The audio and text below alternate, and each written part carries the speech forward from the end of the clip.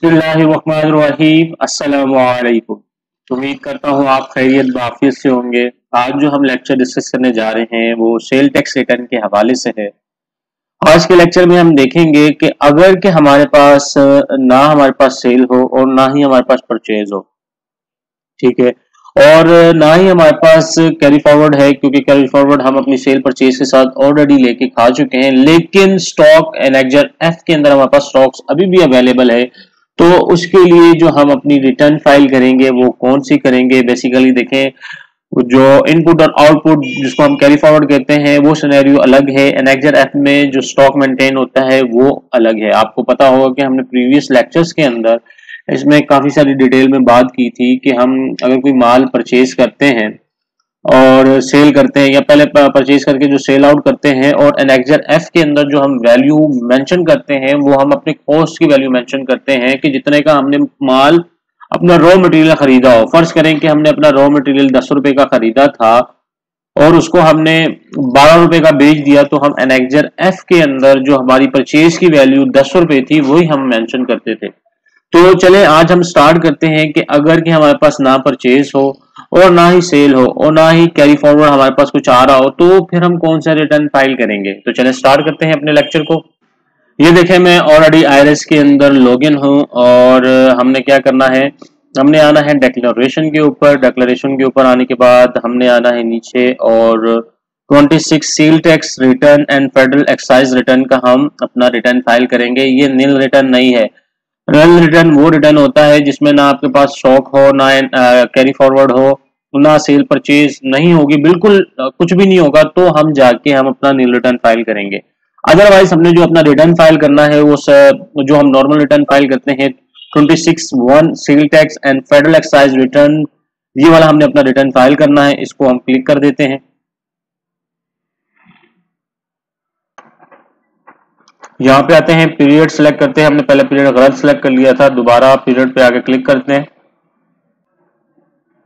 ये tax year हमने 23 लिख दिया। 23 लिखने के बाद हम मंथ ऑफ दिसंबर की रिटर्न अपनी फाइल करने जा रहे हैं। तो 1 दिसंबर 2022, 31 दिसंबर 2022 को हम सिलेक्ट कर लेंगे। ये देखें जी, ये हमने सिलेक्ट कर ली। अगर मैं आपको दिखाऊं तो हमारी सेल टैक्स क्रेडिट के अंदर कुछ भी नहीं है, 0 है। इसी तरह अगर मैं सेल टैक्स डेबिट के अंदर आऊं तो ये भी 0 है, और पेबिल के अंदर आऊं तो ये भी 0 है। एडवाइस पेबल में आऊं तो ये भी 0 है, ठीक है। और अब आ जाते हैं एनेक्जर एफ के अंदर। देखिए, मेरे पास ना कैरी फॉरवर्ड है, ना सेल है, ना परचेज है, कुछ भी नहीं है। तो एनेक्जर एफ में आके मेरे पास ये बैलेंसेस आ रहे हैं। तो इस बैलेंसेस की वजह से मुझे ये रिटर्न फाइल करनी पड़ रही है, क्योंकि इतने का माल मेरे पास अभी अवेलेबल है जो मैंने सेल करना है, ठीक है। ये इन्वेंट्री मेरे पास पड़ी हुई है, ये इन्वेंट्री अवेलेबल है हमारे पास। और जैसे हम इसको सेल आउट करेंगे तो इस जगह पे आके हम इसको बुक करेंगे। ये परचेज की अमाउंट इतनी है और सेल टैक्स की जो अमाउंट आ रही है ड्यूरिंग द पीरियड ये है। तो जब हम इसको सेल आउट करेंगे, ये पूरा अपनी हमारी इन्वेंट्री खत्म होगी तो ये भी 0 होगा, तब जाके हम अपना नील का रिटर्न फाइल करेंगे। तो ये अभी चीजें चल रही हैं, हमारे पास स्टॉक में अवेलेबल है, तो हम इसकी वजह से ये रिटर्न फाइल कर रहे हैं, ठीक है। ये हमने इसको सेव कैलकुलेट किया। सबसे पहले हम दोबारा एनेक्जर सी पे आए, इसको हमने सबमिट मारा, एनेक्जर सी सबमिटेड, ठीक है। इधर आए,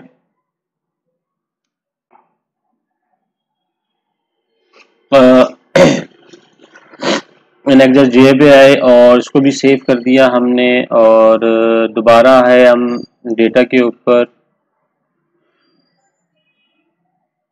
इधर कैलकुलेशन की, सेल इस जगह पे आगे सबसे पहले हमने सेल टैक्स रेट की कैलकुलेशन करनी है, फिर सेल डेबिट की कैलकुलेशन करनी है, फिर पेबल्स की हम कैलकुलेशन करेंगे। एडवाइस पे आके इसकी कैलकुलेशन करेंगे। एनेक्जर एफ को दोबारा से हम कैलकुलेट करेंगे, फिर एनेक्जर जी को कैलकुलेट करेंगे, फिर एनेक्जर पी को कैलकुलेट करेंगे, ठीक है। ये हमने कैलकुलेट कर लिया। फिर हमने क्या करना है, वेरिफिकेशन पे आना है। वेरिफिकेशन पे आके हमने क्या करना है, इधर पिन नंबर डालना है। ठीक है, ये हमने पिन नंबर डाल दिया, इसको वेरीफाइड कर दिया, नो थैंक्स, ये हो गया। इसको हमने करना है सेफ, कोरस्पोंडेंट ये सेफ हो गई। फिर हमने क्या करना है, इसको सबमिट मार देना है। कैलकुलेशन मस्ट बी, ठीक है, ये कह रहा है दोबारा से कैलकुलेशन करें। आए दोबारा डेटा पे आए और सबसे पहले सेल टैक्स को आगे कैलकुलेट कर लें, फिर सेल टैक्स डेबिट को, फिर पे बिल को, फिर हेडवाइज पे बिल को, फिर इनेक्जर एफ को, फिर इनेक्जर जी को, फिर इनेक्जर पी को सम अब कर दें इसको सबमिट।